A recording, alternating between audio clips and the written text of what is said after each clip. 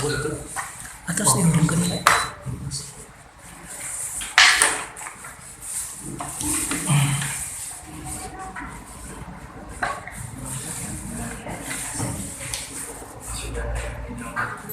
Bismillahirrahmanirrahim. Waalaikumsalam. Ibu dan Bapak silakan kalau ada yang ingin didiskusikan, ya kita diskusi saja dalam rangka bukan mencari kebenaran ya, ini aja Pak, ya diskusi saja begitu ya.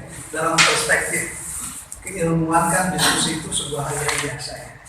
Perbedaan pendapat sebuah hal yang biasa. Jadi ada yang bersifat mutlak ya. Nah, saya sekedar mengingatkan saja tools yang pernah saya sampaikan kepada Ibu dan Bapak kan, Mendeley, First Viewer, kemudian Google Scholar gitu ya. Ini tools yang sangat bermanfaat bagi Ibu dan Bapak dalam rangka menyusun tesis, dalam rangka mendapatkan referensi yang berkualitas gitu ya. Nah, sehingga saya pikir saat ini tidak ada lagi alasan bagi Ibu dan Bapak untuk kesulitan ya, menyusun UP ya, karena ya perlengkapannya perkakasnya sudah cukup lengkap begitu ya. Dari mulai AI, Google Scholar, Mendeley, First Viewer, dibimbing nanti oleh para pembimbing ya, kemudian harusnya tidak ada lagi alasan bagi Ibu dan Bapak untuk kalah gitu ya. Jadi seperti saya sampaikan tadi, kesempatan Ibu dan Bapak di bulan Juli Agustus itu sangat terbuka ya. Terakhir September lah.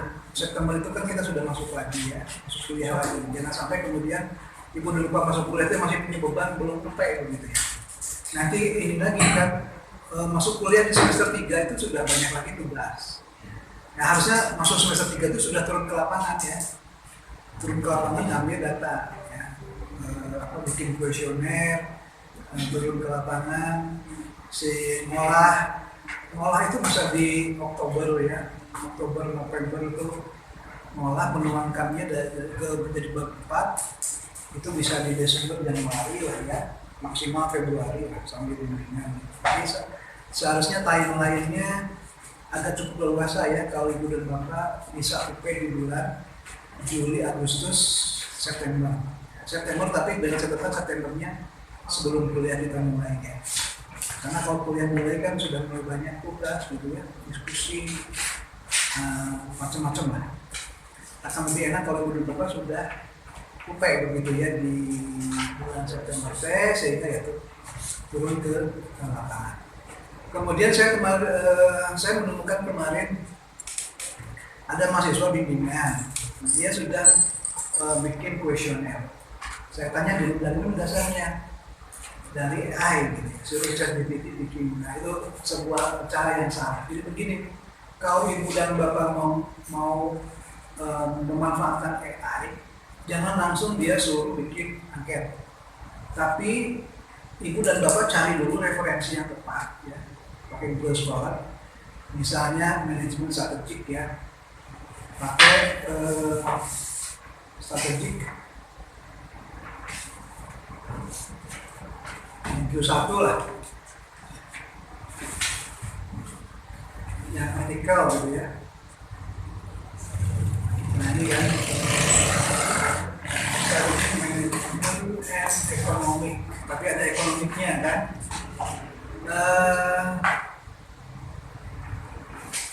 And school lah ya, supaya ada nyambung. Nah ini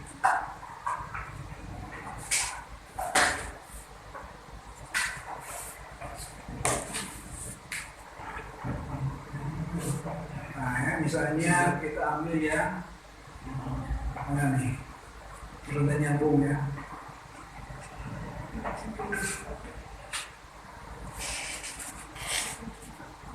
Ibu dan Bapak bisa coba 1-2 artikel ya, kemudian suruh si AI-nya bikin kuesioner, gitu ya caranya. Jadi jangan langsung dia disuruh bikin kuesioner yang kali-kali dia tapi dia kasih informasi, ini artikelnya, suruh dia kemudian dari artikel yang ada bikin kuesioner begitu ya. Itu baru bisa diterima ya. baru akan nyambung. Emerald, kita coba bisa nggak ini di apa?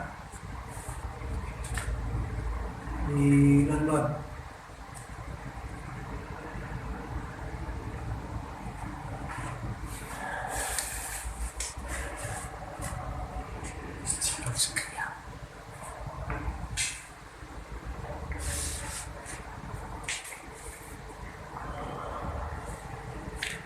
Bisa ya, bisa di-download dengan dia gratis. Nah misalnya begini, ini kan kita punya artikel nih News1 ya, sangat terpercaya. Kalau bisa sih yang kuantitatif ya, yang kuantitatif ini kelihatannya ini kualitatif nih. Ya. Tapi kita coba lah ya, ini contoh saja, kita download.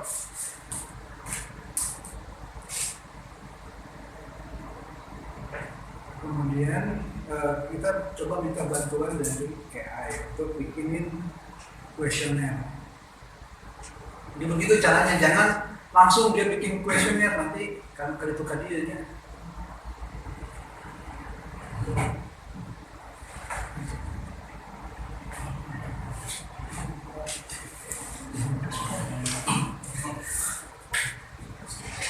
Siapa?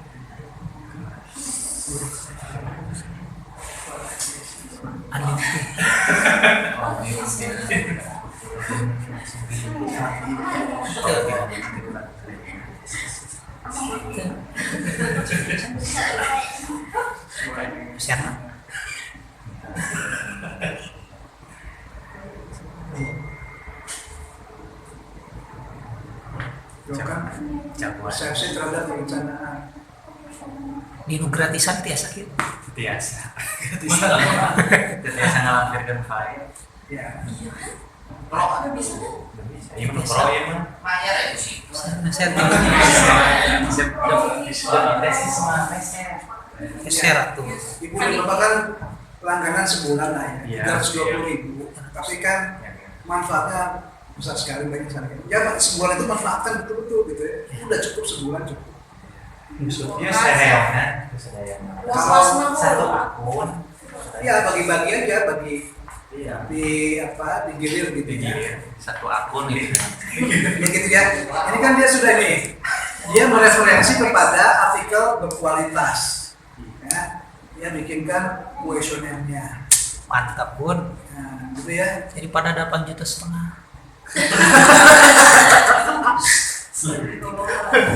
Cuma nanti seperti ini kan perlu diperjelas ya. Jadi kita pakainya perintahnya kan pakai skala Likert dengan 5 jawaban ya. Nah, supaya seragam ya. Perintahnya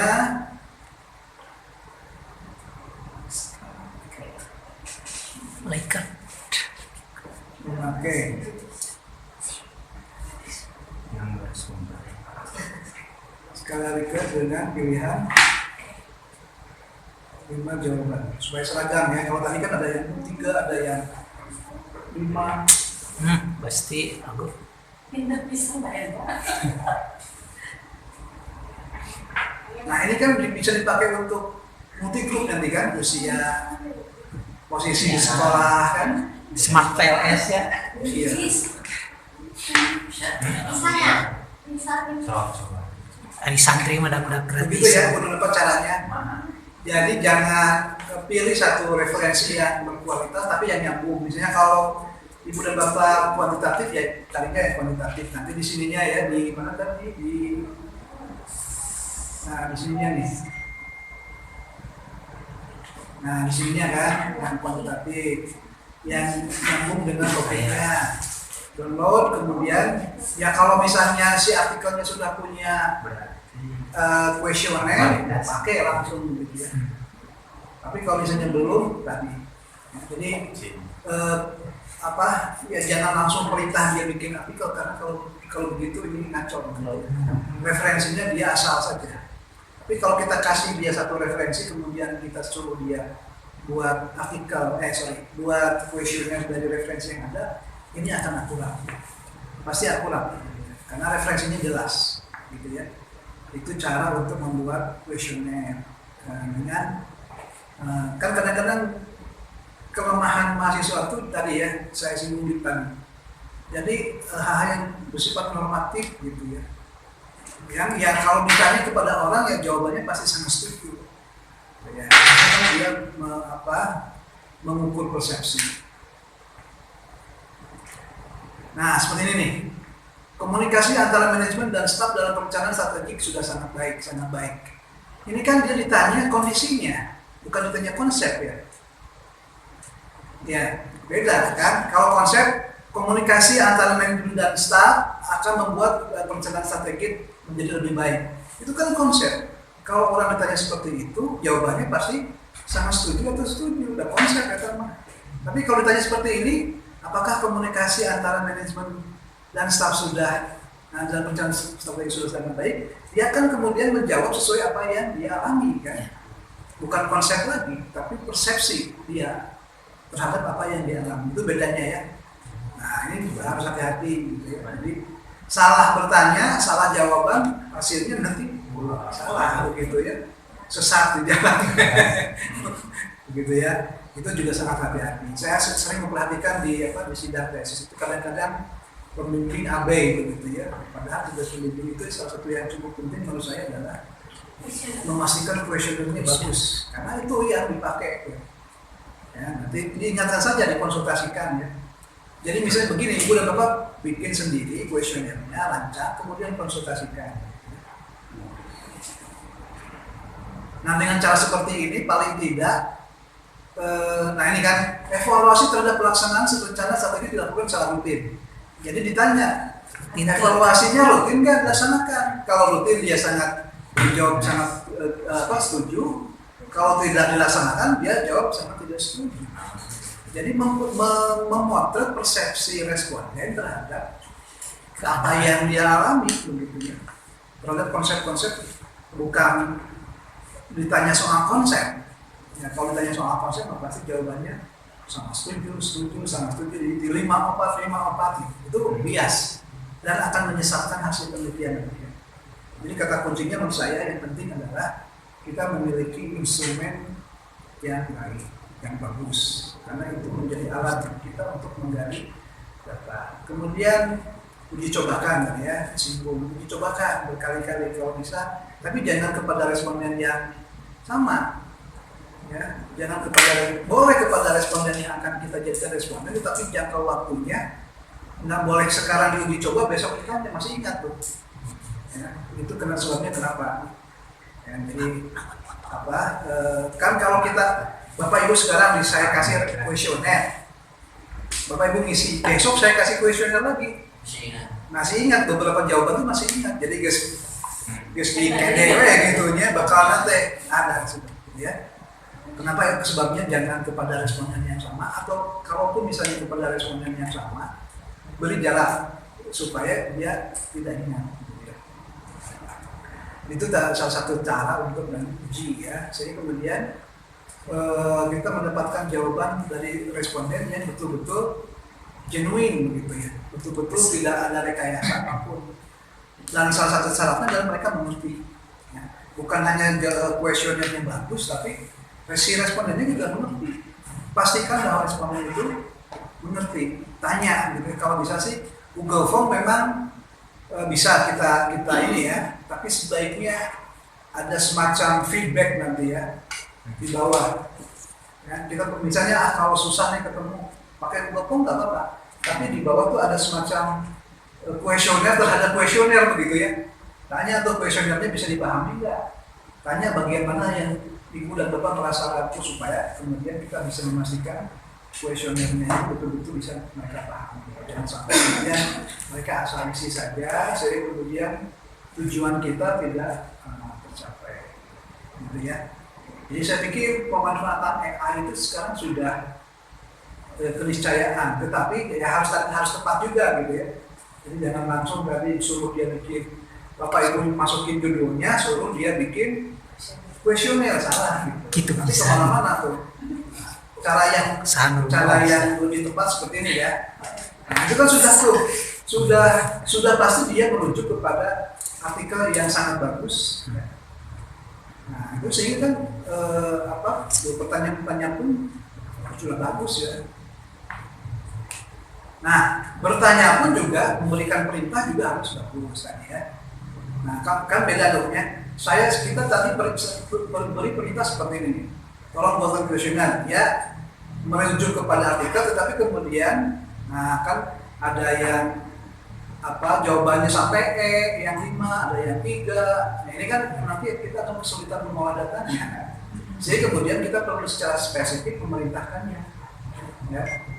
Jadi bahasa Indonesia itu penting karena kadang-kadang kalau kita tidak perintah dalam bahasa Indonesia kayak bahasa Inggris kan sebenarnya. Nah, bahasa Indonesia bersumber dari artikel pakai skala Likert dengan pilihan 5 jawaban. Itu sudah dikunci itu. Pasti harus pakai skala Likert dari 5 pilihan jawaban. Dia tidak akan keluar dari situ. Ya. Jadi kemudian kita mendapatkan boleh juga misalnya kita tambah nih perdalam, bisa nih ya, ini berapa? 13 ya, karena 12 pertanyaan. Nah,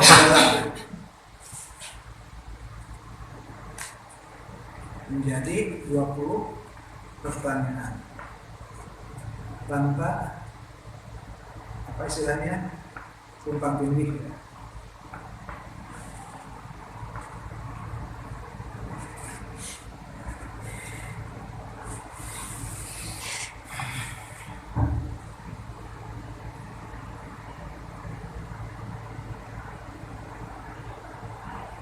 Bisa dipastikan nanti dia jadi 20 pertanyaan tanpa tumpang tindih satu dengan yang lain. Kan kalau kita yang bikin kadang-kadang Asal lompat gitu ya, maknanya sama. asal teu acan. Tulis. Nah, tapi juga kita perlu juga mensortir, jangan percaya langsung begitu ya. Nah, tugas kita sebagai peneliti dibutuhkan ketelitian, kecermatan, ya, klarifikasi, cross check itu dibutuhkan. Jangan sampai ada yang namanya mesin begitu ya, meskipun dia sangat cerdas, tapi ruang untuk kesalahan tetap ada. Ya.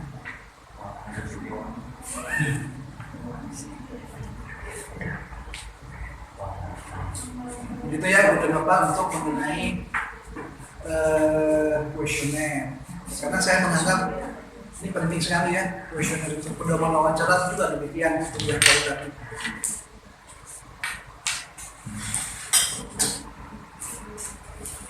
Kalau mau data ya silakan, nanti mau pakai SPSS, mau pakai SPSS, silakan saja ya, tergantung dari kebutuhannya. Ya. Kalau regresi biasa begitu ya, X1 X2Y, ya SPSS cukup ya sudah. Tapi kalau misalnya mau tambah multi group ya pakai Smart PS gitu ya. Kemudian nanti kalau yang kualitatif, nanti kita belajar sama-sama, boleh nanti yang FIFO ya. Yang kualitatif. Ada yang FIFO, ada cukup banyak lah ya. Kalau misalnya ini power sim ya, power sim untuk HP. Kalau misalnya untuk dynamic system pakai fansim. Kalau di AN itu ada mata kuliah sistem dynamic ya, semester 3. Yang ini ada. Padahal menurut saya cukup penting ya. Pemikiran pendekatan sistem itu penting. Meluruskan melatih kita untuk berpikir sistemik. Sama seperti misalnya begini, Ibu dan Bapak. Tahu jalan pembangunan kan depan rumah sakit itu? Tahu ya? Tahu ya? Dulu kan di situ jalannya butut, terus di pinggir jalannya ada tukang ya, ada tukang dagang. Yang depan rumah sakit itu jalan pembangunan. Kemudian pemerintah melakukan apa? Pembangunan Dibangun jalannya, si pedagangnya direlokasi. Tapi kemudian belum sepenuhnya menyelesaikan persoalan karena kemudian muncul parkir di situ.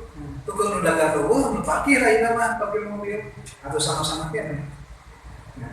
Itu salah satu contoh kasus di mana kita menyelesaikan persoalan menimbulkan persoalan yang lain gitu ya. Nah, dalam perspektif sistem nggak bisa seperti itu.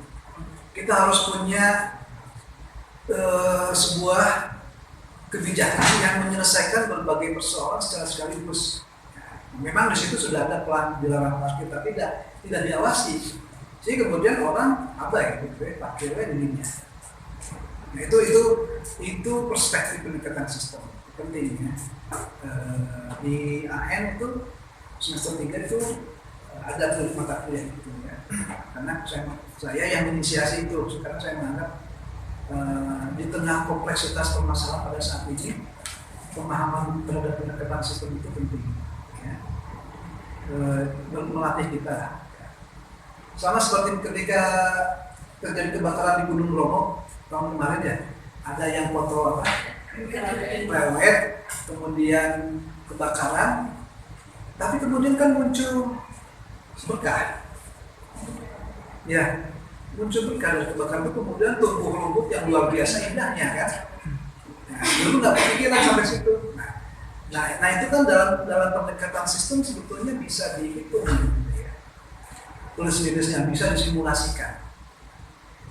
Nah itu tools dari berbagai software atau ayat nanti penelitian kualitatif. Jadi saat ini pun sebetulnya penelitian kualitatif itu tidak kalah canggih, ya.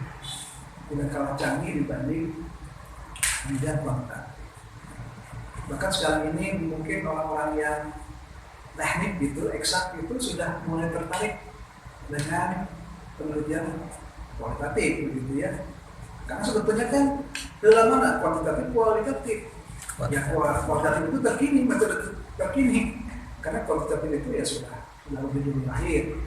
Kemudian muncul kebutuhan-kebutuhan yang tidak bisa diselesaikan dengan pendekatan kuantitatif kan. Muncullah pendekatan kualitatif. Interview misalnya ya, snowball itu kemudian untuk menyelesaikan persoalan-persoalan yang tidak bisa dipecahkan oleh kuantitatif. Jadi kalau ada orang yang mengatakan kualitatif harap itu pendekatan terkini begitu ya. Pendekatan terkini itu kualitatif. Harampang. Ya gampang enggak. Ya. Harampang. Ya, penelitian antropologi itu butuh waktu bertahun-tahun sampai kemudian menemukan akar masalah kan.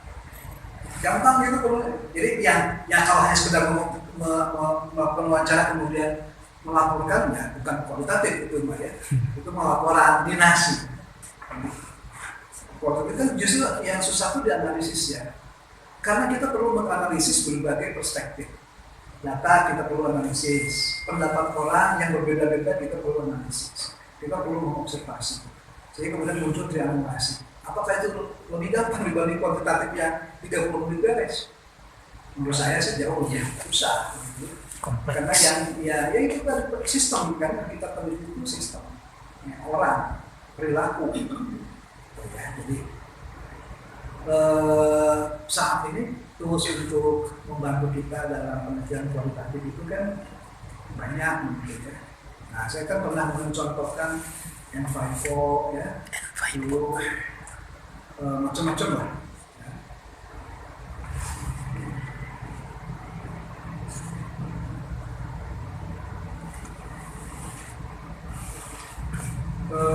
N5O. Coding ya, N5O itu untuk melakukan coding. Coding yang selama ini sulit dilakukan secara manual. Sekarang kan begini, udah melakukan wawancara, kan bisa langsung ditransfer ke teks tuh kan. Ada speech to text feedingnya, softwarenya. Atau saya hasil rekaman lebih nanti dia mengenerate sehingga menjadi teks. Nah, ya memang tidak sempurna ya, tapi kan sangat membantu.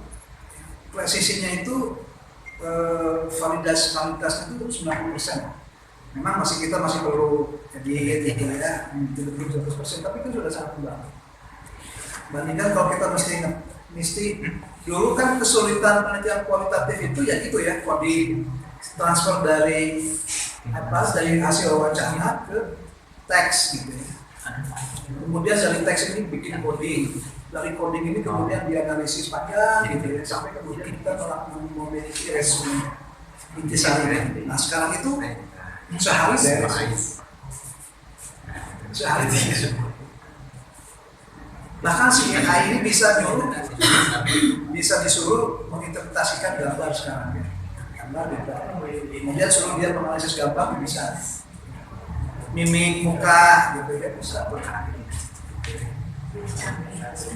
Ya sudah sangat canggih.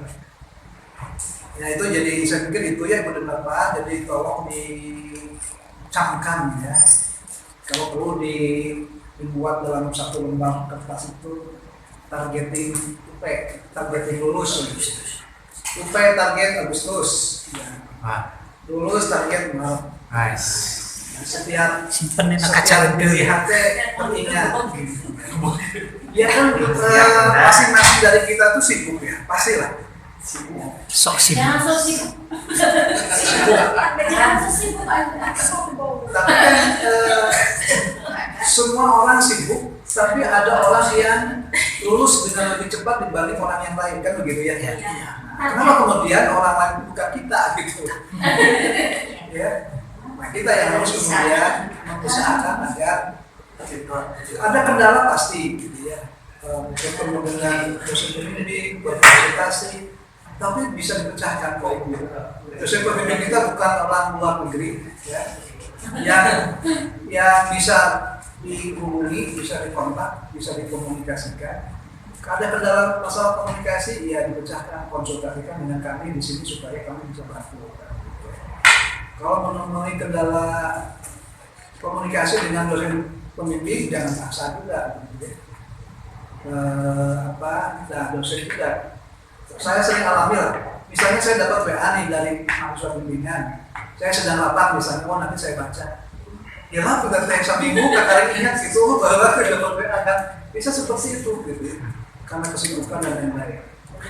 Nah, jadi perlu diingat ya, tapi dengan cara yang baik. Jangan sekarang di WA, besok pagi terus ditanya gitu ya. Ya tunggu, mungkin ada, kan kemungkinannya sudah dibaca tapi belum dikoreksi.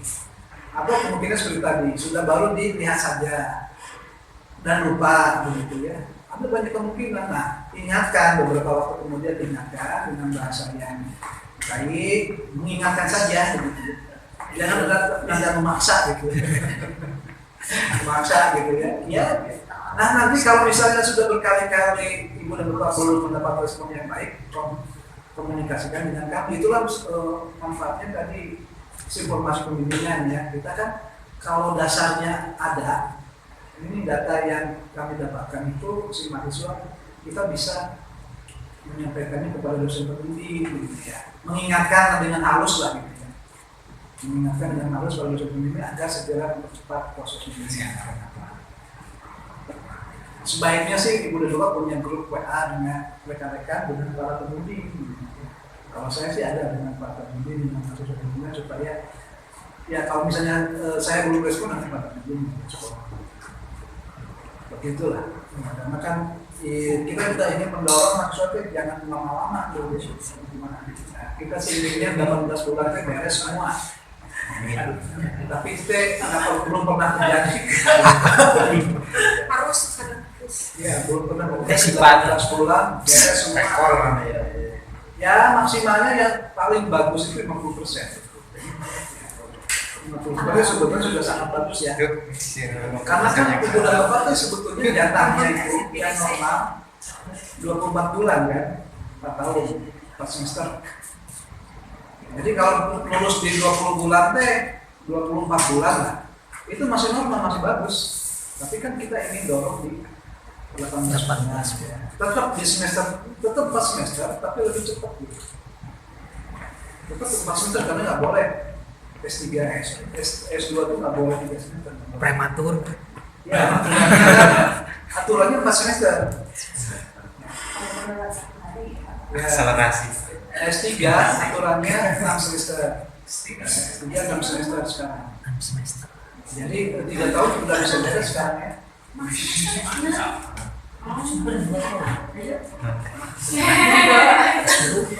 Karena S3 itu 3 tahun bisa. Meskipun ya rata-rata 3,5 ya, 3,5 tahun. Mun zaman bahula mah 5 tahun, 6 tahun, 7 tahun. Sekarang itu lebih dipersingkat Cara kasih S3. banyak akselerasi. Jadi cuma beda 2 semester saja di S2. S2 4 semester, S3 6 semester. Oh, nanti. Kemudian saya pikir yang cukup penting adalah ini membaca ya, mampu referensi baca. Oh iya, saya belum kasih tesis ya. Sekarang saya contoh tesis. Saya kirimkan ke Pak Ketua supaya nanti dibaca. Kalau ibu dan bapak baca itu udah gitu kan yang modelnya mana? Kalau statistik ya, yang statistik tadi yang pakai smart PRS misalnya. Dan gitu aja. Autoloading, diskriminat gitu, kemudian Q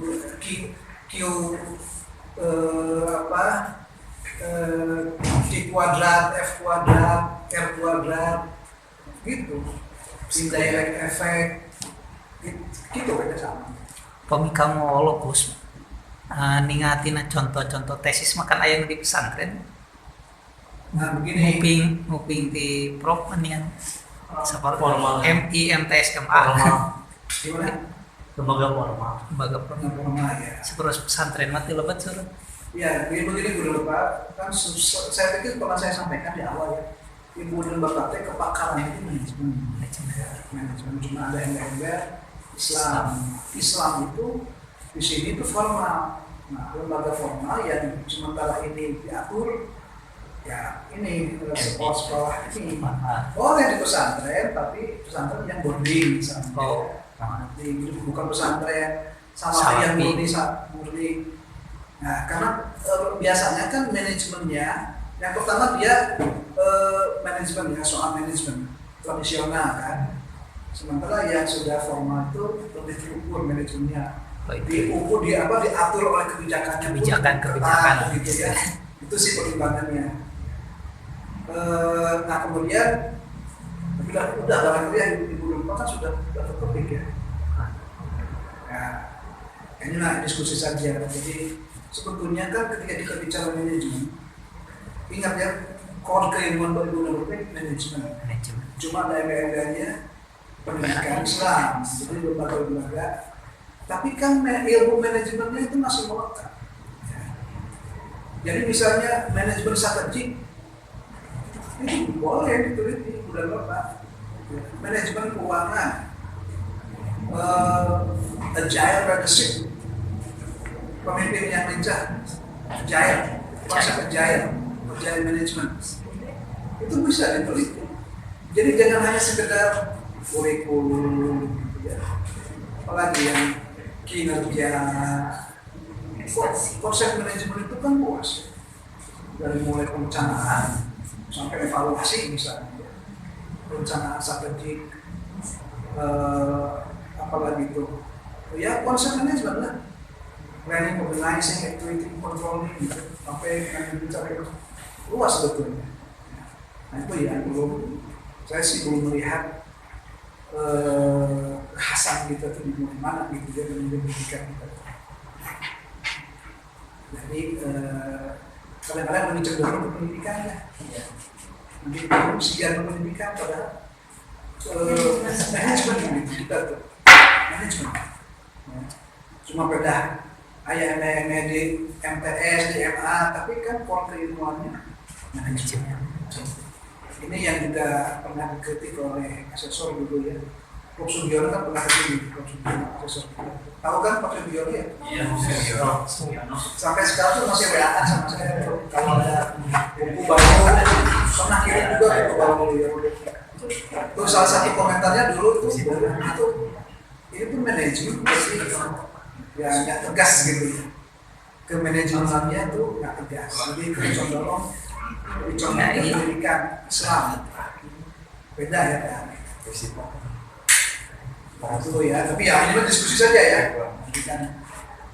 Maksudnya saya tidak menyalahkan karena itu kan pilihan bebas ya.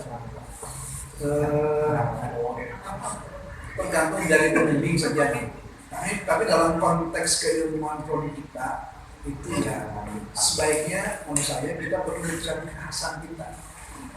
Kalau manajemen MPI Unida itu tahu sih kepakarannya, manajemen strategik gitu.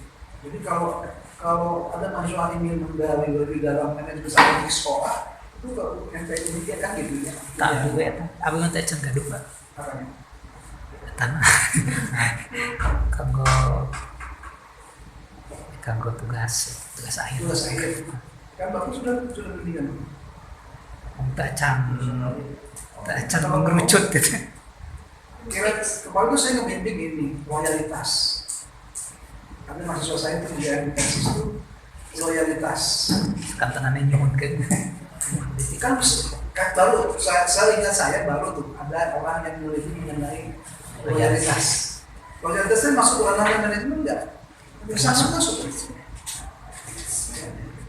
Jadi dari donena dia kan di Persis itu yang anggota Persis ya dia tuh menyekolahkan anaknya melanjutkan sekolahnya itu ya ke Persis gitu ya sebagai usaha karena itu sebetulnya makan sama ya sama kan nanti MU gak kemana-mana kan terus selalu ke MU ya di Muhammadiyah cuma dia tertarik untuk kemudian kan kenapa kemudian loyalitas sih nanti jamaah apa? Jamiah. Jamiah kasih itu kurang gitu ya betul itu ya.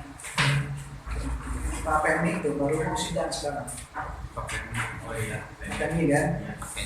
Itu bimbingan saya mengenai dia mengenai loyalitas yang nah itu baru tuh ya baru diteliti setelah sekian puluh tahun ya.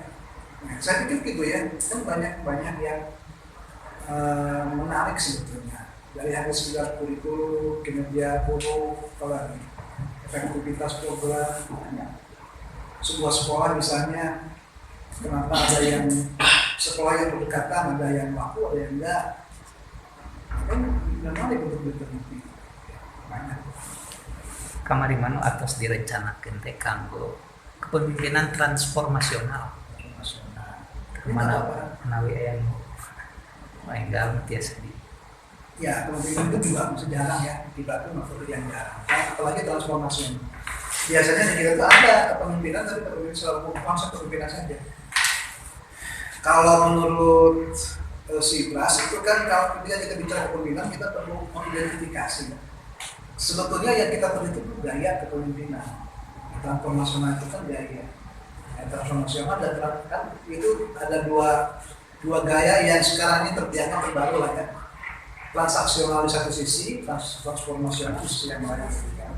Ini juga masih jarang. Sudah ada sih kalau kepemimpinannya saya pikir sudah cukup banyak, tapi transformasional belum. Tapi enten jantan permasalahan teh kawitna bari pesantren sekaligus pimpinan pesantren teh idola.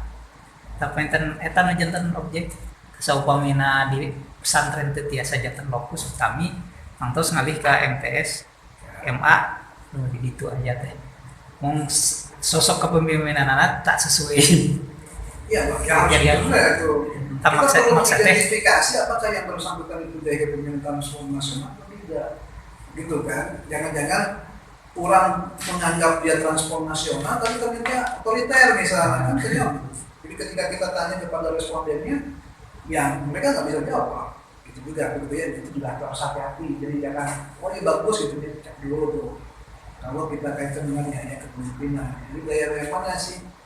Ya, Bapak perlu biasanya sekolah-sekolah yang sukses tuh, yang punya pemimpin dengan gaya transformasional. Jadi Bapak perlu searching dulu mana nih sekolah yang dianggap sukses ya.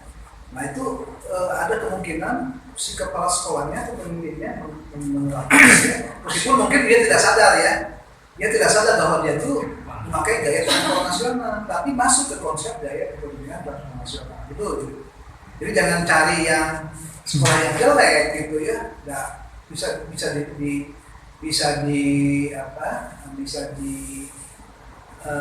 atau perlu dicek lagi lah ya, perlu dicek lagi. Maksudnya pengen upami ka MTS MA mah secara sepintas itu anu ditelitina teu aya kanggo gambaran realisasi tina judul eta yang paling gentos itu. Asalnya rumah, kan setiap sekolah itu ada pemimpin. Yang masih kategori biasa-biasa gitu. Ya, maksud Benten sarang anu maksudnya pesantren. tidak selalu harus sukses juga gitu ya. Kan setiap implementasi itu bukan berarti kemudian langsung berhasil, tidak. Tapi kita bisa mengaitkan ciri-ciri pemimpin transformasional yang menjadi leader ya, yang memberikan insight, pencerahan, itu ada di sosok dia gitu. Nah kalau ada ya bisa dilanjut. Sehingga kemudian ketika kita bertanya sesuai dengan konsep kepemimpinan itu, si respondennya bisa jawab gitu. Kita maksudnya penilaian abdi gitu aya gitu ya teh. Mending teu dilajeng dina judulna eta pemilopusna di MTS sama MA. Kita maksudnya yang ieu benten Oh iya banyak. konsep baru Kalau tadi misalnya di luar eta tas berloyalitas. Kan sebetulnya sekolah itu pada saat ini dia juga memiliki fungsi marketing, ya. Marketing di sekolah itu penting, ya. Bisa diteliti itu, sangat bisa. Manajemennya Iya. marketing. Cuma kan kadang-kadang berarti, menurut saya ya, kita di sini tuh kadang-kadang lupa karena ada Islamnya. Apakah sekolah berbasis Islam melakukan marketing? Melakukan. Tuh. Ya. Cuma itu tadi ya, kasih lampu Islamnya seolah-olah Asa tabu gitu. seolah-olah kita kan tidak mengimplementasikan manajemen konsep itu, padahal kan sama. Sekolah-sekolah Islam juga melakukan konsep-konsep ini, kepemimpinan, marketing, manajemen keuangan, manajemen strategik kan sama. Itu maksud saya begitu, belum sampai ke situ.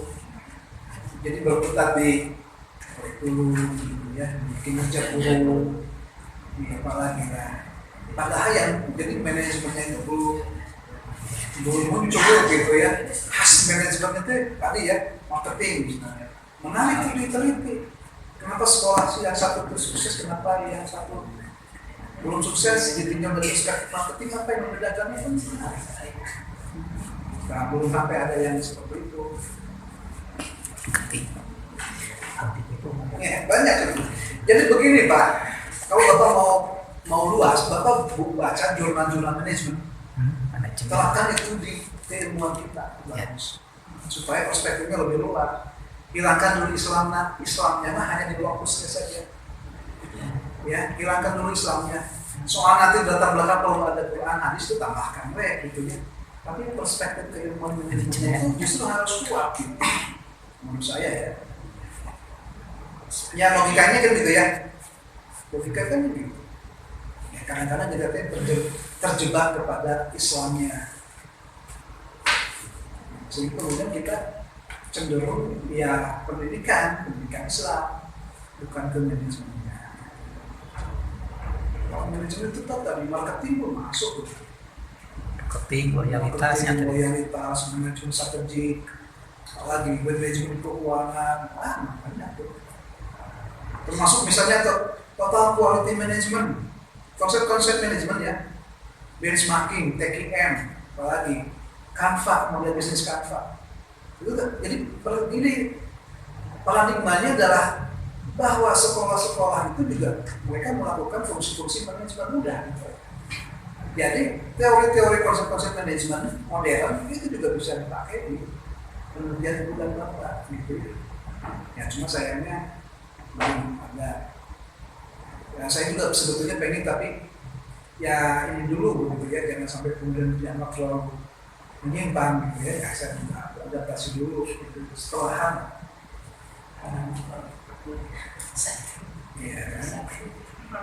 Ya kan kalau misalnya saya terlalu memaksa pakai misalnya tadi PLSM, ya disalahkan gitu. Gimana dasarnya sih? Jadi yang gitulah, misalnya udah ya nggak apa-apa. Ya, kalau saran saya sih nanti bimbingan saya juga nanti saya akan positif karena begini juga, misalnya ketika kita meneliti kinerja guru, ibu dan bapak mau bagus di jurnal internasional agak susah gitu ya. Nah, karena nggak ada yang baru dalam konsep kinerja itu. kecuali ada sebuah kejadian fenomena yang betul-betul unik spesifik gitu. Tapi kalau yakin kita dulu di sekolah biasa kemudian mau kita angkat ke jurnal internasional nggak susah. Ya, kita perlu mencari metode yang menarik, topik yang menarik sehingga kemudian dan khas Indonesia ya. Sebetulnya kita tuh diberi para peneliti luar negeri itu tertarik dengan Indonesia kenapa? Karena kompleksitas permasalahan yang luar biasa besar adanya. Ya. Banyak masalah, mereka tuh senang karena itu yang kemudian bisa menjadi novelty. Kita sendiri justru yang punya masalahnya kadang-kadang gitu, dia nggak abai. Gitu. Jadi fokus penelitian di desa itu bisa sampai ke internasional bisa, karena khas Indonesia nggak ada dari tempat lain. Gitu. Jadi bukan soal skop sebenarnya, urusan Indonesia enggak juga. Kalau misalnya hanya ada di desa itu, levelnya desa bisa. Terus jurnal internasional bisa, tergantung dari tadi ya. Kemudian tergantung dari bagaimana kita menjadikannya. Samilah ibu dan bapak bikin bikin sop. Sami sopnya masa sederhana, tapi beda bumbunya enak gitu ya kan, beda yang makan juga. Padahal bahan-bahannya sama gitu. Tapi cara penyajiannya, cara memasaknya itu beda sehingga enaknya pun beda. Itu sama hasil penelitian terus. Ada lagi beberapa yang ingin ditanyakan? Sokbun. Pak untuk UP, apakah jadi salah satu syarat plagiasi juga untuk Iya. Jadi begini, kenapa kita terapkan UP itu dicek plagiasi? Nabung, Pak. UP itu kan jadi tesis. Kalau di UP-nya sudah relatif aman, Bapak Ibu nanti di tesisnya punya terlalu berat gitu. Kemudian satu juga apakah ada syarat nilai dari yang harus sempurna juga. Kemudian bagaimana yang belum, khususnya di sini ada dua orang Ya, pribadi sama Pak Diki, yang profesional. ya nanti kita usahakan. Tapi itu bukan menjadi salah satu syarat masing-masing. Syarat, cuma kan ada diskresi nanti ya. Maksudnya kan kita bisa bypass dulu kalau emang Pak Yusuf kita kan nanti minta nih beliau memberikan nilai.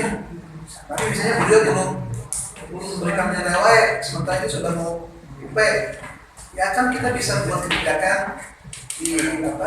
diikut sertakan oleh UP, nanti nilainya diusulkan bisa tipu. Kalau beliau kan nggak uji gini kan? Iya, bagus. Terima kasih Pak. Terima kasih. Kabar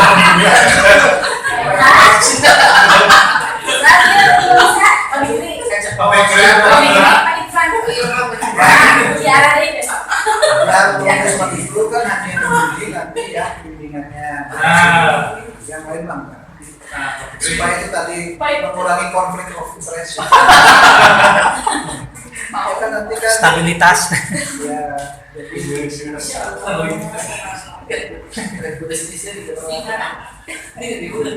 Keceplosan aja bahwa pokoknya semangat lah ya. Jadi kalau profesor ada tugas kan, Iya, itu melakukan saja sebagai tugas. Tapi kalau misalnya ibu dan bapak mau mengajukan ke menjadi tesis, ya nggak apa-apa, ajukan saja ke pembimbing. Kalau merasa bapak mereka punya ide sendiri. Kan begini ibu dan bapak ya, dosen itu punya roadmap penelitian, punya kepakaran. Nah dia tuh ingin kepakarannya, roadmap penelitian itu juga bisa ditampakkan oleh mahasiswanya. ya. Misalnya saya tuh kepakarannya governance digital. Memang saya sengaja menspesialisasikan diri di situ. Ya. Nah, jadi kemudian kalau ada mahasiswa yang nurut, misalnya ikut mau, itu akan dengan senang hati saya arahkan ke ini. Siap. Gitu. Mas. Jadi ya harus terima ketika dosen punya ide lain selain ide dari profesional, begitu ya. Oh ya, ada latihan dari profesional. Seminar atau mah boleh asolina. Ya, apalagi berapa? Mudah-mudahan aman ya. Ambilnya. Jadi minggu depan tolong Bu Intan saya cek belum sembuh ya sakit kemarin gejala tipes sebenarnya. Jadi tolong Pak Ketua nanti kontak Bu Intan minta user password untuk masing-masing ya di sistem bimbingan, informasi bimbingan. Nanti kan saya login, nanti pokoknya setiap aktivitas bimbingan direkam di situ ya. Jadi ketika Ibu dan Bapak mengeluh Pak, gaya respon baik, kita bisa menyampaikan nanti berdasarkan kepada data itu.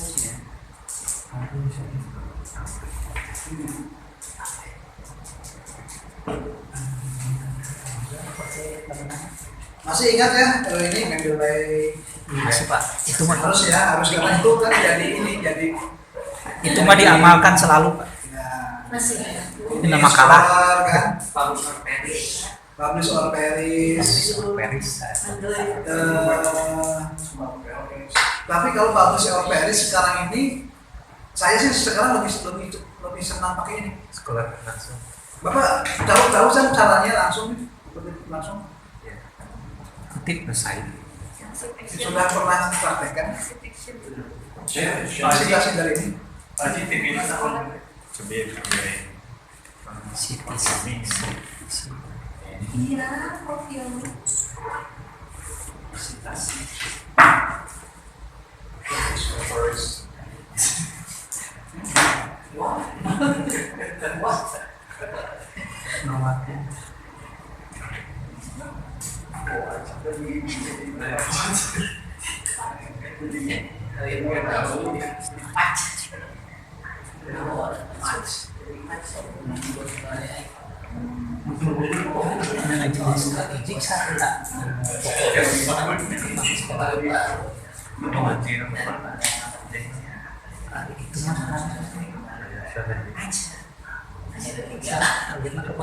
Perasaan pernah saya contohkan kok cara yang seperti cara yang ini ya.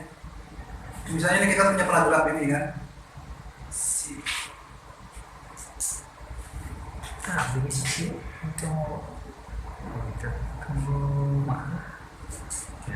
Harus cari. Oh, aku berurut.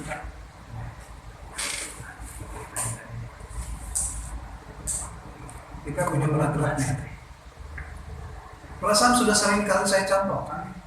Dalam revolusi teknologi yang besar, pendidikan di seluruh dunia dihadapkan berbagai tantangan yang baru, yang memerlukan adaptasi dan inovasi kan. Berarti adaptasi dan inovasi di dunia pendidikan.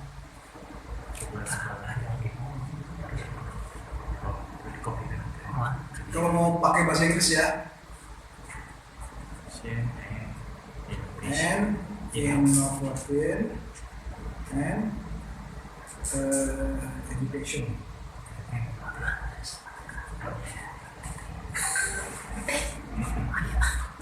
Sudah ada nih. Nah kan tinggal begini saja ini site. Kita kan pakainya apa ya? Apa style? Apa style? Ctrl C. Jadi diamalkan dia. Ini di sini kan kita copy dulu di sini supaya nggak lupa. Tapi nanti cari yang terbaru ya di tahun 84. Udah gitu kan udah jadi. Itu kena download PDF. Kita tambah nih referensinya kurang hiji mah. Tambah. Apa style? Ada terkedam KPD. Tapi disusun sendiri kan. Itu biasa. Jadi situ kudu mikir ya memang citasi teh. Langsung ke videografi. Otomatis kan. Nah kalau pakai Mendeley, ibu dan bapak perlu download ininya. Nah, referensinya kan, download filenya nanti masuk ke Mendeley. Ya. Tapi ini cara yang paling singkat lah.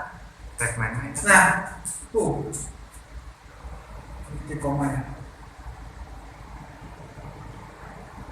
dalam era globalisasi dan teknologi yang besar, institusi pendidikan di seluruh dunia dihadapkan pada berbagai tantangan baru yang membutuhkan adaptasi dan inovasi terus-menerus.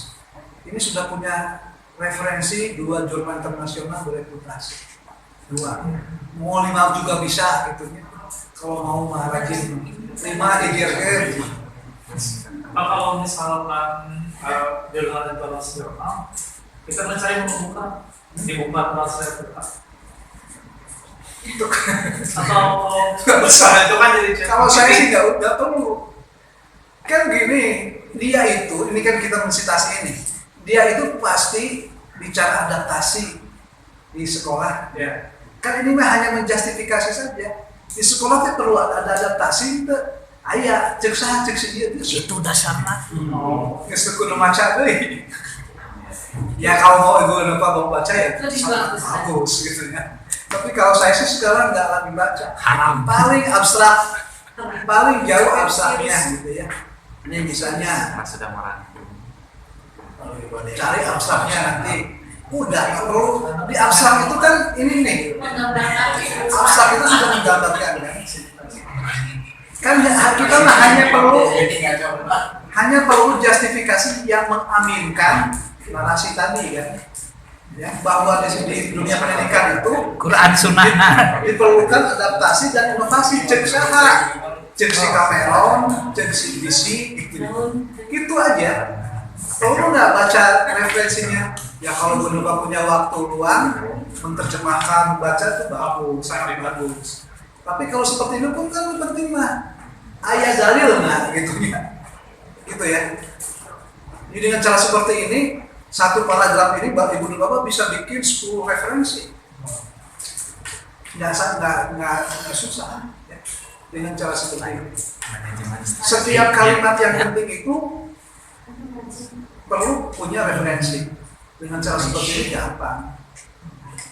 Dan referensi yang kita kutip pasti berkualitas ini nih. Q1, Q3, Q1 pasti berkualitas ya. Level dunia. Jadi jangan referensinya jangan skripsi mahasiswa jangan. Dibalik Ya. Bahasa Inggris kan nggak susah menerjemahkannya dari bahasa Indonesia ke bahasa Inggris. Ya, translate. Bahkan kalau mau presisi begini nih, ibu dulu pak copy paragraf ini, ya, copy. Ini cara yang pas di sini, terjemahkan. Iya, kalau dicari di sekolah lah, pasti nyambung. Nah, ini tuh nggak usah dibaca pasti nyambung tuh. Karena dia sudah mencari berdasarkan kata kunci yang kita kasih. Kan gayanya tesis referensinya bahasa Inggris jurnal internasional. Itu waktu jangan ngutip tahun 70 ngutip skripsi mahasiswa. Itu buat apa belajar Paris sama Paris, belajar Mendeley, Aino disertasina, skripsi. Kan saya gitu ya. Itu kan sudah dilengkapi berbagai perkakas, kerut tempur. Nah, yang kita pakai hanya pisau dapur gitu. Gitu ya. Nah, dengan cara seperti ini saya pikir bikin narasi gampang sekarang itu ya. Menjustifikasinya dengan referensi juga sangat gampang. Kalau mau sehari bisa 1 artikel ya kan, yang penting itu justru sekarang itu hasil penelitian. Kita sudah punya hasil penelitian, membuat narasi, kan latar belakang metode itu mah hanya umum, ya. Dan yang penting mah hasil penelitian. Bisa nggak dibalik kita punya hasil penelitian, kita buat narasinya? Bisa. Asal lega dunia teh nuju kieu. Percerahkan ya. Lewat Jumat Sabtu burung secaang Jika kata kuncinya menurut saya sih berlatih baca. Ada yang emosi pecah dan sama di gimana? Ya kan? Bikin narasi manfaatkan AI. Ya. Bikin kuesioner bisa memanfaatkan. Tapi cara begitu tadi ya. Menurut kalau menentukan dulu jurnal yang cocok, yang bereputasi, yang baik, bagus, baru suruh sih. AI ini bantu bikin kuesioner. Jurnal ada file Ya ini tuh, yang QQ ini, itu pasti jurnal. QQ. Jadi tadi caranya yang paling gampang mah, tos gebruskeun ieu na sekolah. Pasti nyambung. Dibuat plagiat itu. Melakukan plagiasi. Nggak akan itu. Ada bahasa Arab juga. Kita ya. Ya kalau bahasa Arab kan Quran itu kan nggak bisa dipelajari. Iya. Nah caranya pakai JPEG. Transfer JPEG. Tapi kata Pak Sapar nggak boleh katanya. Ya nanti saya bilang. Nah, gitu. Katanya kalau mau cek itu bikin si Al-Quran itu nggak boleh JPEG harus. Gitu. Atau hilangkan dulu Qurannya. Hilangkan dulu Qurannya. Nanti setelah oke, harus digambar. kan masa apa mau cek Quran apa? Masa apa patuh kepada instruksi bahwa itu kudu 100%. Nah, kita yang perlu cerdas. Baca cerdas. Ya, kalau pas apa wah JPG mah begini pembelawan. Hilangkan dulu Quran. Cek, oke kalau sudah lolos masukin lagi. Meneruskan saya kayak putih memang. Wah, sudah pas apa mah nggak ke konten, nggak ke konten dan dia mah instruksinya perlu sekian persen ya, dia segitu gitu ya. Iya. Like di sogok sebelah pun, gitu. Teori apa nih? 30 Maksimal. Minimal. Saya kan suka disindir sama Pak Rektor ya. Ya, SID buat 15%. Masa S2 20? Tapi dah, tapi itu ada gue. Bahasa Inggris gak ambil atau naik dari kan? Tuh kita tuh kalau aku cina S2 serba di SID. Tinggal kelulusan masih ini sih. Ya, kayak bisa 3 kali 4 kali lulus. Perak tuh barangkali ya. Terus 2 kali.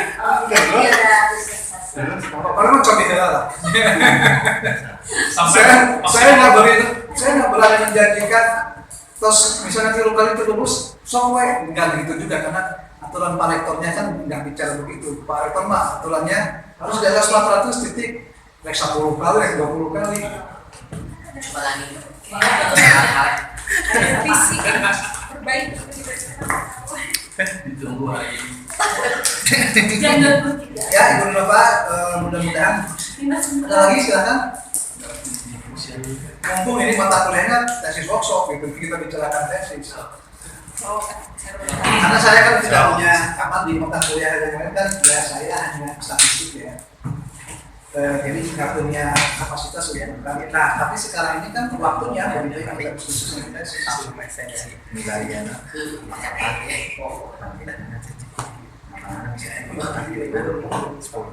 Ini berarti baca ya, sering baca lah namanya. Nanti saya sampaikan contoh. kalau perlu aplikasi wawancara untuk analisis ucapan wawancara itu kan ada yang sama. Kalau analisis perilaku itu ada nggak Pak? Kayak aplikasinya? Analisis perilaku. Iya, jadi misalnya kan analisis perilaku itu kan banyak ya Pak, dari misalnya dari wawancara, dari observasi itu ada banyak. Nah dari setelah kita menganalisis itu dari misalnya dari entah itu kuesioner ataupun observasi ataupun wawancara itu bisa Bisa ada namanya sentimen analisis sentimen analisis kan, dari hasil wawancara bisa kita lihat tone-nya positif, negatif, netral bisa. Tapi kalau dalam bahasa Indonesia belum ada tuh. Kalau bahasa Inggris tuh sudah ada ya. Jadi kalau di N5 tuh dia sudah mampu mendeteksi tone negatif, bukan positif, tone netral. Tapi karena software yang dibikin orang-orang Inggris dan belum ada, ya terpaksa kita lakukan ini secara manual. Ya, jadi kita misalnya bisa sih misalnya kalau Python kita perlu apa ya, membuat semacam panduan. Kalau yang negatif ini negatif, kita perlu masukkan kata-kata yang negatif itu seperti ini. Jadi kita melatih dulu si softwarenya supaya dia mendeteksi mana kode negatif, mana kode. Tapi kalau perilaku enggak ya, kalau perilaku mah enggak. Apa ya? Ini mah dia menganalisis berdasarkan teks gitu. Iya, teks dari Teks analisis. Teks analisis itu kan ada bisa konten analisis, bisa sentimen analisis. Nah, misalnya begini, dan saya juga pernah melakukan penelitian mengenai itu kan, sentimen analisis. Tapi karena kesulitan saya waktu itu, karena ya bahasa Indonesia kan, saya melakukan penelitian di Twitter. Dan di Twitter itu kan bahasa Indonesia, jadi si software belum ini konten analisis ya. Ini Q3. Nah ini kan, ini pakai N5O. Tapi waktu itu kesulitannya, jadi saya perlu mengidentifikasi satu-satu, Bu. Nggak bisa pakai software, karena kan bahasa Indonesia. Ya. Saya waktu itu kan ragu, kan bisa saja misalnya di sini bahasa Indonesia, saya translate dulu ke bahasa Inggris, kemudian dianalisis dalam bahasa Inggris, nanti translate lagi ke bahasa, tapi kan ribet gitu. Jadi akhirnya saya satu-satu waktu itu. Ya. Nah ini hasilnya nih, powernya ya. Nah ini hasilnya seperti ini nanti. Ini isu-isu yang muncul nih. Ya, ini isu-isu. Nah ini positif tuh, persentase positif dan negatif respon. Jadi saya kategorikan ini amukan negatif berarti kan tone-nya positif, support gitu positif. Saya klasifikasi secara manual. Itu kesulitannya dalam bahasa Indonesia. Ya. Kalau bahasa Inggris sudah bisa auto generate ya. Nah gini tuh penelitian kualitatif tuh sekarang pakai tools ya.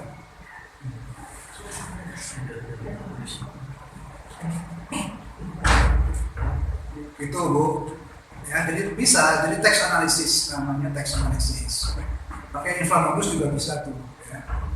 Saya pernah mencontohkan kan infrarogus itu bisa sangat membantu lah ya. Tapi ya sekarang ini masa apa ya, kita mendapatkan sesuatu itu kalau yang terbaik, mau terbaik bayar gitu ya. Ini ada yang versi gratisnya, tapi yang powerful itu yang bayar. Cuma ini memang relatif lebih murah lah ya. Ini cuma 9 euro per bulan. 9 euro itu ya 150 ribu. Kan sebulan itu aja kita manfaatkan secara optimal ya. Begitu Bu, ini juga teks analisis nih infrarogus ya. Selain dari N5O ya. Begitu ya Bu. Tapi kalau ada perilaku malah harus observasi gitu, nggak bisa. Paling bisa kita lakukan itu teks analisis.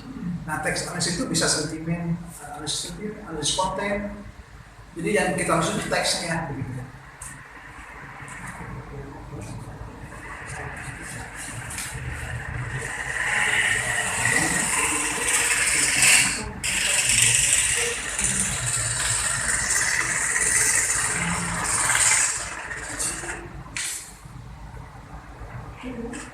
Ada lagi Bapak? Paling itu boleh minta topik Enggak. yang tadi mungkin salah satunya. Enggak Bapak, fokusnya apa ya? Tertariknya apa? Kan harus cari dulu fenomena masalah ya. Kira-kira mau di mana? Terus fenomena masalahnya apa? Baru kemudian kita bisa rancang-rancang model gitu ya. Kan nggak bisa, Pak topik itu saya, jangan-jangan topik yang saya sarankan itu bukan merupakan masalah di tempat penelitiannya kan begitu ya. Cari dulu fenomena masalahnya, baru kemudian kita rancang modelnya yang menarik gitu ya. Nah harus seperti itu tuh ideal. Tapi kalau bisa ditembak dia tadi ya, loyalitas itu masih menarik ya. Tapi marketing itu masih boleh loyalitas diangkat kembali. Kan baru satu. Ya. Coba itu mungkin di marketing, manajemen strategi. Hah? pembiayaan, bangun sumber daya. Manajemen strategik mata sekebundanya dalam lingkungan yang sama. Keuangannya. itu kuesioner kan berasal dari dimensi-dimensi kan. Kalau dari setiap indikator ada 5 dimensi, apakah itu semuanya diambil? Dibalik itu. Dan satu dimensi. Jadi begini, prinsipnya semakin banyak indikator semakin baik. Seperti begini, kalau kita menggambarkan konsep kecantikan hanya dari wajah, bisa, tapi tidak komprehensif. Kecantikan seseorang wanita itu kan bisa dari wajahnya, dari perilakunya, dari agamanya, dari pendidikannya. Nah, semakin banyak kita membuat indikator semakin baik karena menggambarkan semakin dalam, ya itu prinsipnya. Nah, sebaiknya kalau saya sih menyarankan satu indikator diukur oleh satu pertanyaan supaya gampang mengukurnya. Ya, jadi misalnya satu dimensi punya 10 indikator, nah 10 indikator ini kemudian dijabarkan dalam 10 butir item. Kan ini ya, satu indikator diukur oleh 2 pertanyaan. Nah itu nanti reward ini ada statistiknya gitu ya. Nah sebaiknya satu indikator pertanyaan. diukur oleh 1 pertanyaan. Dan kemudian misalnya begini, misalnya ada pernyataan kuantitas dan kualitas itu jangan disatuin, bisa pertanyaan kuantitas, pernyataan kualitas. Jadi jangan satu pertanyaan itu, pernyataan itu ada 2 konsep yang ditanyakan bersama, jangan satu-satu aja dipecah gitu ya. Bicara efektivitas dan efisiensi, jangan efektivitas tanyakan, efisiensi tanyakan. Dengan begitu kan si respondennya enak, ukurnya jelas. Karena kan mungkin saja efektivitasnya dia persepsinya bagus, efisiensinya dia persepsinya jelek, mau jawabnya bingung, ya. Jadi sebaiknya kalau saya sih semakin banyak indikator semakin baik. Ya, idenya supaya kita bisa lebih dalam menggambarkan dimensi. Kemudian yang lain, kalau indikatornya sedikit, terlalu sedikit, misalnya hanya 2, kalau dua-duanya tidak valid, ya hilang, dimensi itu tidak terwakili, ya, menjaga itu. Terus untuk menjamin responden memberikan respon yang baik itu seperti apa? Kasih kompensasi. Kan biasanya seperti saya pernah menerima yang minta bantuan melalui grup WA, itu kan yang berbaik hati seperti saya itu jarang kan? Kadang-kadang ada yang asal mengisinya. Nah, itu kan tentunya berpengaruh untuk pengelolaan datanya. Ya tentu dari data yang hasil yang baik itu dipengaruhi data yang pertama dicoba ya, pastikan bahwa kuesioner itu betul-betul bisa dimengerti, tidak lihat, tidak mungkin dan sebagainya. Setelah itu ya lakukan pendekatan personal gitu ya. Kalau perlu ya jangan, boleh saja di Google Form, tapi saran saya kan misalnya kan biasanya begini sih. Kalau di MPY yang saya amati, lokus penelitian itu kan di satu sekolah, kan nggak banyak. Guru misalnya, orang tua siswa yang kita teliti nggak banyak, di bawah 100. Kan bisa kita cicil. Ya kita lakukan pendekatan personal, ya, sehari 10 guru, kan 10 hari beres gitu ya. Dibanding kemudian kita sebar begitu saja, kemudian kita terima hasilnya apa adanya. Kan bedanya kurang tadi diajak ngobrol, pendekatan yang maksimal. Beda dengan coba begitunya minta mereka mengisi tanpa babi bu gitu ya. Nah itu beda. Jadi usahakan pendekatan personal, kepercayaan, kemudian begini juga salah satu kendala itu adalah si responden merasa bahwa data yang mereka jawab itu akan terekspos, berharga. Nah ini yakinkan bahwa datanya bersifat rahasia gitu ya, itu penting. Bahwa data yang mereka sampaikan itu, pendapat yang mereka sampaikan itu sifatnya rahasia, tidak akan diumbar keluar, itu penting. Karena ada misalnya tadi kepemimpinan transformasional, respondennya guru. Nah, itu ada beban psikologis. Bahaya. Si responden menilai kepala sekolah. Jadi kecenderungan jawabannya pasti baik gitu ya. Itu juga perlu disampaikan bahwa data atau kuesioner yang diisi ini sifatnya rahasia, tidak akan itu dijamin lah kerahasiaannya. Saya sebagai peneliti itu menjamin. Itu juga salah satu cara ya yang perlu dilakukan oleh ibu dan bapak agar si respondennya bebas memberikan jawabannya itu ya sesuai dengan apa yang dia rasakan. Apalagi ada kompensasi ya. Nah, sebaiknya ada penghargaan lah ya. Ada penghargaan, nggak usah besar-besar kok. Ya, sebagai penghargaan mereka meluangkan waktu kan. Ya, kok mau 80 pertanyaan gitu. Itu secara teoritis orang itu hanya akan bisa fokus sampai 50 pertanyaan. Kalau udah dari 50 pertanyaan ada kecenderungan sudah mulai lelah, capek gitu. Isinya asal-asalan. Itu uji konsistensi ya. Ya kan kalau ibu pernah ikut ini uji apa psikologi, psikotes. Jadi perlu ada pendekatan personal itu penting. Kemudian perlu jaminan kerahasiaan dari ibu dan bapak penting. Karena apalagi yang pernyataan atau yang sifatnya sensitif ya, menilai atasan itu kan sensitif. Mereka pasti kecenderungan jawabannya itu normatif ya. Baik gitu ya. Karena siul gitu kan. Tapi kalau kita jamin kerahasiaannya kan ya mudah-mudahan sedikit mereduksi kekhawatiran mereka. Ada lagi Bu Lukas? Silakan.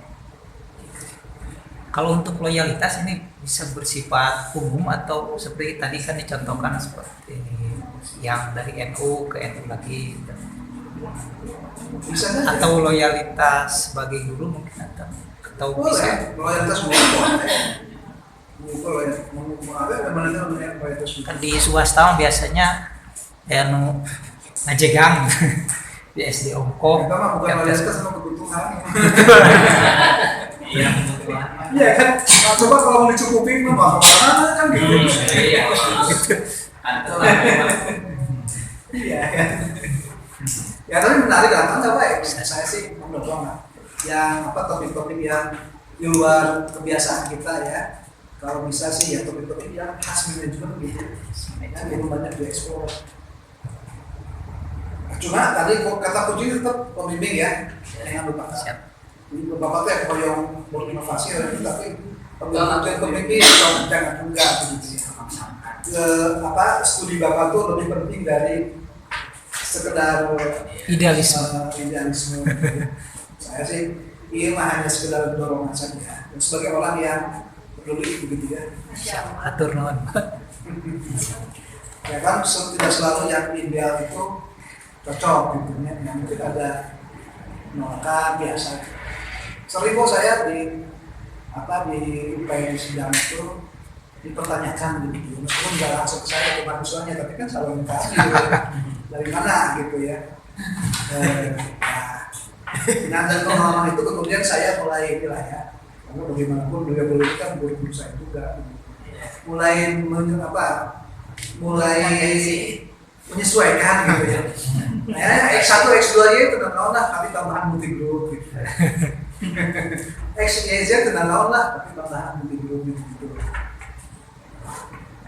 Baik, Ibu dan Bapak, kalau nggak ada apa-apa, ya selamat akhir pekan dan selamat mengikuti kelas ya. Belum liburan.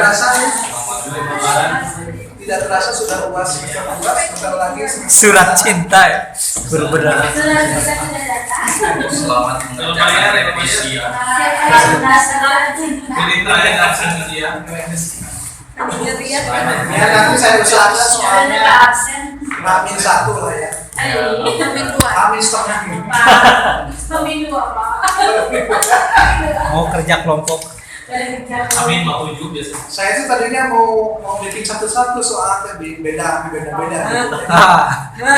Tapi dikit-dikit kadang ribu. Yang soalnya balik sana dulu gitu. Saya Husnul Johnson lagi pada pembimbingan. Dikerjakan sendiri-sendiri. Tidak pakai joki. Apa sih kan Abdi juga ada biasa. Kayak apa tinggi tenang. Ayo tadi siapa nih? Abdi mah seksi doa. Mana ibu? Assalamualaikum warahmatullahi wabarakatuh. Waalaikumsalam.